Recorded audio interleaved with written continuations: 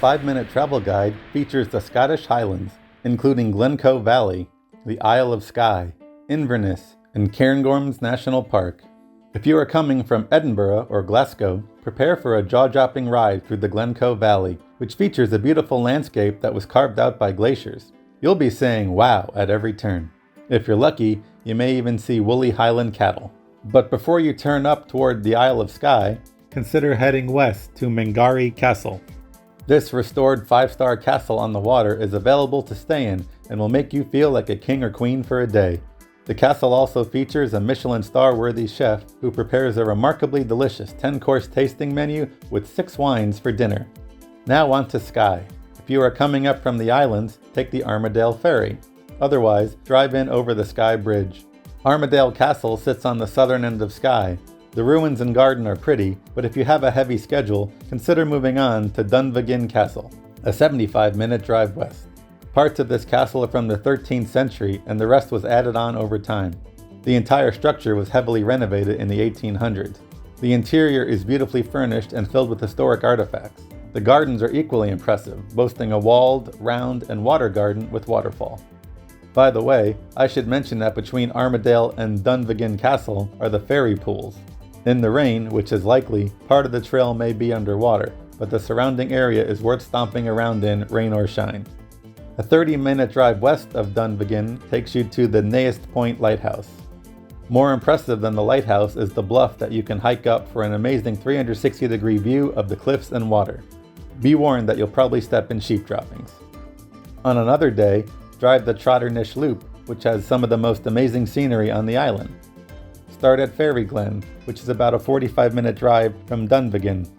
It's fun to hike around the mounds and have your own adventure among the rocks and water features. Then enjoy views of the Quairing Mountains, or hike them if you desire.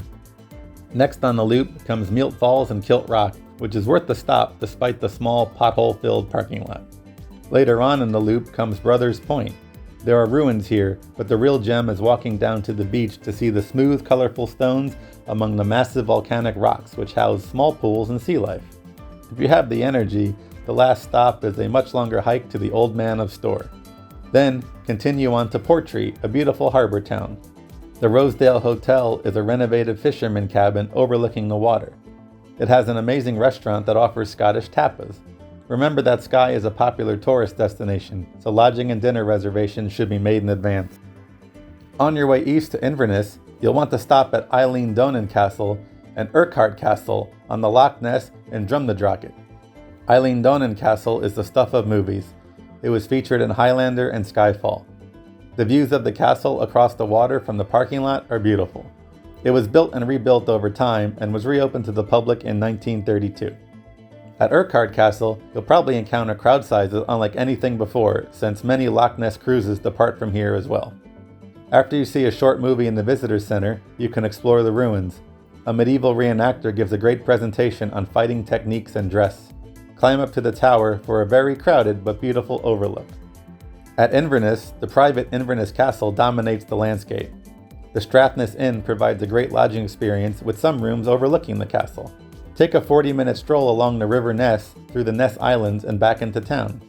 After dinner, visit the Hootenanny to enjoy live traditional Scottish music at 9:30 p.m. most days of the week.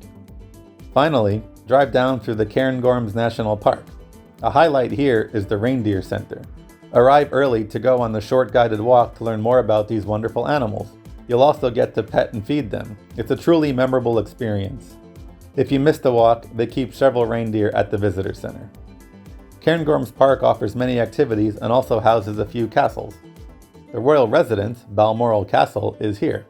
Although admission only grants you access to just the ballroom, which is only one out of 775 rooms, you can still walk around the massive grounds and stables. About a 30-minute drive southwest is a much better castle experience, Braemar Castle. Offering one of the most thorough and interesting tours of any castle in Scotland, you'll get to go in all the furnished rooms. The tiny town punches above its weight class for food and lodging. Awe and wonder truly await at every turn in the Scottish Highlands. Happy travels!